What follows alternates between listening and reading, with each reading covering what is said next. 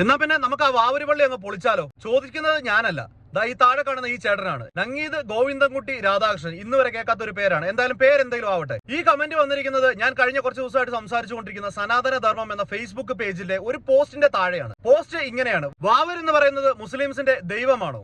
അങ്ങനെയല്ല എന്നുണ്ടെങ്കിൽ എന്തിനാണ് എരുമേലിയിൽ മാത്രം വാവറിന് വേണ്ടി ഒരു മസ്ജിദ്? ശബരിമലയിലേക്ക് പോകുന്ന അയ്യപ്പന്മാരുടെ കാശിന് വേണ്ടി മുസ്ലിങ്ങൾ പറഞ്ഞു പരത്തിയ ഒരു കഥ മാത്രമാണ് അയ്യപ്പനും വാവരും തമ്മിലുള്ള ബന്ധം. ഏതായാലും ചരിത്രങ്ങൾ തിരുത്തി കുറിച്ചുകൊണ്ടിരിക്കുന്ന ആളുകൾക്ക് എന്തും പറയാം, എന്തും ചെയ്യാം.